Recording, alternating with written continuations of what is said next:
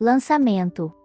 Ela perdeu a infância, mas nunca perdeu os sonhos. Conheça Ninha, uma menina ribeirinha que aprendeu a cozinhar antes mesmo de saber escrever, e que um dia ousou sonhar alto demais para o lugar de onde veio. Ninha e o Tempo Roubado é uma história emocionante de coragem, superação e esperança. Entre barcos, livros, amizades e perdas, Ninha se transforma na mulher que sempre quis ser, forte, justa e feita de sonhos realizados. Escrito por Gina Alobrista, essa história fictícia vai tocar seu coração com cada capítulo. Uma leitura para quem já pensou em desistir e decidiu continuar, porque a cabeça de uma mulher faz dela o que quiser, até uma rainha.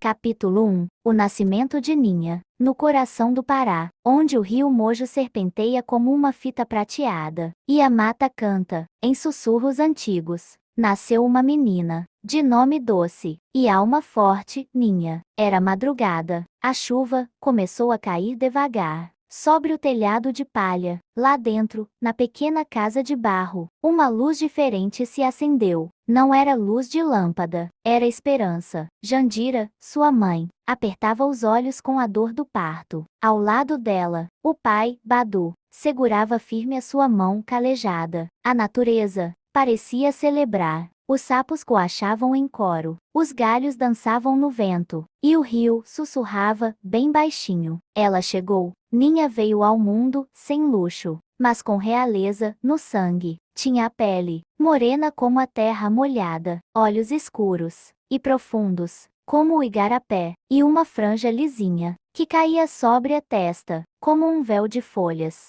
Era pequena, mas sua presença já ocupava o mundo inteiro. Desde o primeiro dia, usava roupinhas simples, costuradas por Jandira, com retalhos de pano, e muito amor, enquanto outras crianças tinham brinquedos. Ninha brincava, com uma colher e uma panelinha de barro, e mesmo assim, sorria. Badu olhava a filha com um orgulho silencioso. Essa menina vai ser diferente, disse ele, acariciando os cabelos dela, com mãos que conheciam o peso do machado, e a leveza do carinho. Naquela noite, Ninha dormiu, embalada por canções que só o vento sabia cantar. Do lado de fora, a Amazônia guardava em silêncio o segredo. Ali, naquela casinha de Moju, tinha nascido uma rainha, sem trono, mas com um coração imenso. E sua história, ainda que começasse pequena, logo ia crescer e tocar o mundo.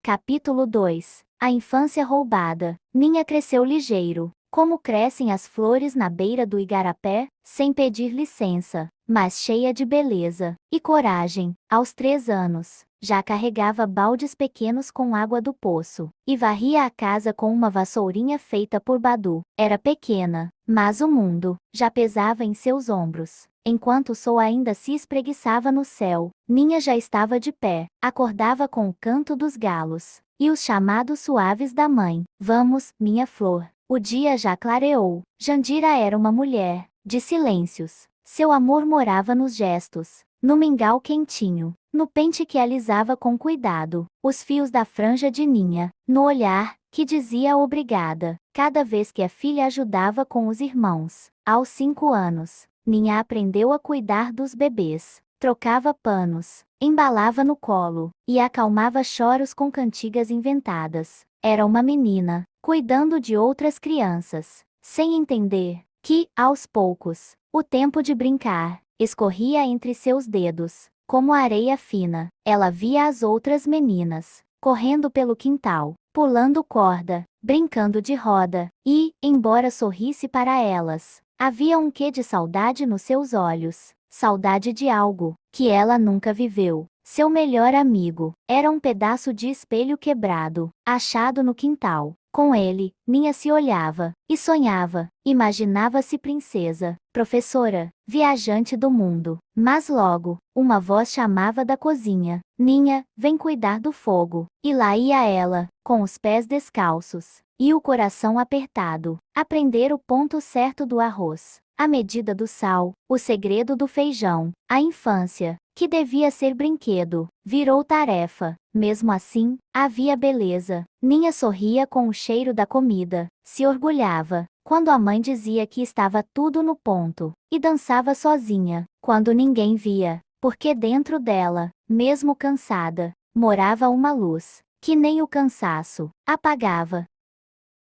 Capítulo 3. A pequena cozinheira. A cozinha de Ninha era um mundo à parte. Era ali que ela descobria alquimias, sabores e segredos que não vinham dos livros, mas da vida. Aos 7 anos, já manejava colher de como se fosse cetro, mexendo o caldo grosso com a firmeza de quem conhece o fogo e o tempo. O fogão era de barro, com lenha estalada e cheiro de fumaça que se grudava no cabelo. Ninha aprendia tudo com o olhar atento de quem sabe que errar pode custar o jantar. Jandira, mesmo cansada, era mestra severa e doce. Não havia espaço para brincadeiras na cozinha, mas Ninha fazia daquilo sua brincadeira favorita. Aprendeu a sentir o ponto da farinha na mão, a ouvir o chiado do óleo como quem escuta uma música e a cortar cebola sem chorar. Embora por dentro tantas vezes sentisse vontade. Você nasceu para isso, menina. Tem mão boa para tempero, dizia Badu, estalando os beiços diante de um pirão bem feito. Enquanto mexia a panela, Ninha sonhava. Cada cheiro a levava para um lugar novo. O cheiro do alho dourando era uma cidade grande, com escolas cheias de livros. O cheiro do tucupi borbulhando era uma viagem de barco, longe, onde ninguém sabia seu nome e ela podia ser quem quisesse. Mas o cheiro que mais mexia com Ninha era o do bolo de macaxeira que fazia nos domingos, porque ali morava um pouco de infância, um raro momento em que ela era só menina. Às vezes, quando tudo terminava, ela se sentava na soleira da porta, com a tigela vazia no colo e o rosto suado de calor. E ali, no silêncio da tarde, Ninha fazia promessas ao céu que um dia teria tempo só para ela, que ia brincar até cansar, que ia estudar até entender tudo, e o céu, mesmo nublado, parecia escutar. Capítulo 4. Mais um para cuidar. Naquela manhã abafada, o céu de Moju estava carregado, mas não chovia. O vento sussurrava segredos pela fresta da janela e, dentro da casa, havia um silêncio diferente, um silêncio de espera. Jandira estava deitada, com o rosto pálido e os olhos cerrados. Era dia de dar à luz mais uma vida. Badu havia saído cedo para buscar a parteira na beira do rio. Ninha, aos 8 anos, sentia o coração disparar no peito pequeno. Não era medo, era uma mistura de responsabilidade e um tipo estranho de cansaço, como se soubesse que, com aquele novo bebê, mais um pedaço da sua infância iria embora. Enquanto a mãe suava em dores, Ninha lavava paninhos no balde, fervia água e aquecia a rede com folhas de bananeira. A parteira chegou às pressas, uma mulher miúda e ligeira chamada Dona Antônia, com mãos firmes e voz de comando. O parto durou horas, e, quando finalmente o choro do bebê ecoou pela casa, parecia que a floresta toda silenciou para ouvir. Era menino, mais um para Ninha cuidar. Tem nome, Jandira? Perguntou a parteira. A mãe respondeu com um fio de voz. Vai se chamar Joãozinho, igual ao meu avô. Ninha olhou o bebê enrugado com carinho e um quê de ciúme. Queria amá-lo e sabia que ia, mas também sabia que, a partir dali,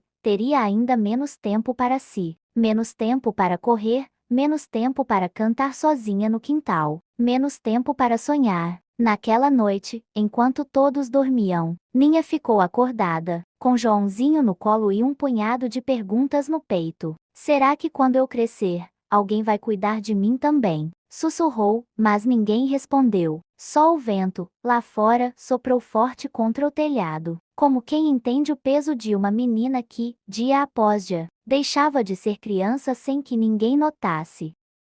Gostou? Então se prepara, porque todos os dias tem mais 5 capítulos novinhos para você se emocionar, se surpreender e mergulhar ainda mais nessa história. Não esquece de deixar seu like, comentar o que achou e compartilhar com quem você ama. Sua participação faz toda a diferença. Com carinho, Gina Lobrista.